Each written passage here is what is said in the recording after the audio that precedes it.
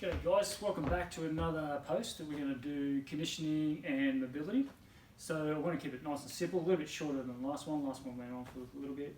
So keep in mind that we're going to be stuck inside, so we're not going to be moving around as much. So let's just try to focus on our whole body as one and systematically approach it. So I like to start at our feet on the way through. So just start by making little circles with our ankles and try to complete a nice smooth circle going in one direction clockwise, then going around in the other direction. And I've noticed myself that I find it very hard to get a nice smooth continuous circle. There's always these little clicks and unfluid sort of circles going on. So we've got plenty of time on our hands, so let's see if we can try to make them nice and smooth, and it's going to make our joints more efficient. Now focus on the moving up, we're focusing on our knee. So it's good to just get our knees working all the way through. So just pretend that you're picking up a stick off the ground with your foot all the way through. And then we'll go back the other way. And this way we're kicking up, kicking the stick this time all the way through. So like we're a horse communicating with each other.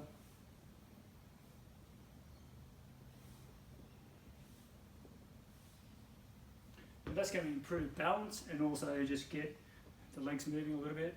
And moving up to our hips all the way through. It's a good way to start. I like to just knees together and just make little circles horizontally with our hips is what we're doing all the way through. And this is where hula hooping is really good for this. It's getting the hula hoop out. Pretend you're in grade school again.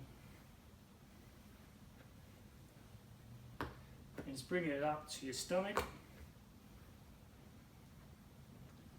And then into your shoulders all the way through. Before we go too far up, I like to go back to the hip again, and I just like to do nice and wide steps, really focusing on that hip joint. It's one of the biggest joints in our body.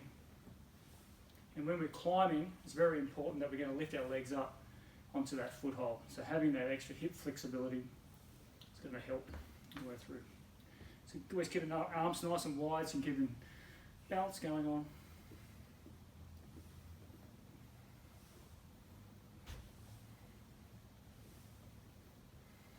It's good to do that for maybe a minute each or something like that, so I'm just trying to speed it up. So moving up to our shoulders, doing circles, getting the whole arm going, nice and wide. And being a little bit creative with it as well. Let's get some figure eights going. So when we're climbing, we're always grabbing hold of the holds in different directions, underclings, pulls, getting those shoulders going. Pretend you're swimming, pretend you're reaching up. We go back to our ankles as well. We're going to reach up and incorporate a little bit of high step, getting those toes working all the way through. Trying to grab that hold that we can't reach, but we can now because we just stood on our tippy toes. Getting our elbows working, our wrists, good. Keep them flowing. And just to our neck. Especially when the time comes when we're back in the gym again, and if you happen to take falls, you're quite often likely to hurt your neck a little bit if you whiplash some of that. So you get your neck nice and loose, and then if you do happen to back whiplash your neck, it's not going to hurt so much because you've already warmed your neck up. Incorporate a little bit of stretching, because we're not going to be hangboarding or anything afterwards, so this is a very common climber stretch. Fingers down, and you should feel it through the tendons all the way through there.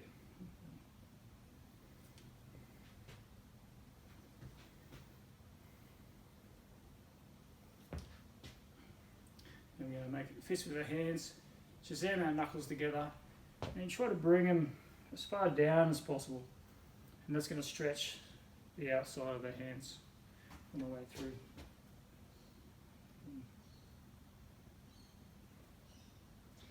And then a prayer position is always quite good. And I like to just keep it moving all the time, just rotating it around, make it interesting. Stand up, the shoulders going.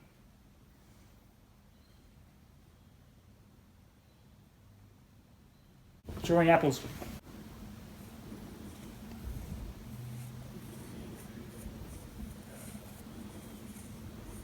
Hey guys, this is my favourite conditioning exercises. I like to call it drawing apples. So if you just imagine the picture of an apple, or what we commonly think of apple, we draw the stalk at the top section of it, a little dip in the bottom, on the way up. So drawing apples, what I like to do is you draw the stalk in around, add a little dip at the bottom, all the way through. Then go back the other direction, all the way through. And to make it more interesting, what I like to do personally is to stand on one leg, and that way you're going to get all these supporting muscles involved in it. So, kind of. Now, if you don't have a medicine ball, what do you bag of shopping? You can just do the job all the way through. So, draw apples, bag shopping. Looks sort of weird in the supermarket, but it will keep everybody's distance away from you. It's not good. Good practice. That way we're using a lot of different, changing our muscle groups that we're using in our shoulders all the way through. Rock, drawing apples. Just really keep, a bit of wood. Draw apples. Anything, draw apples with anything. Just nice and keeping it moving. Keeping a dumbbell. It's a good one to draw apples with if you do have the weights.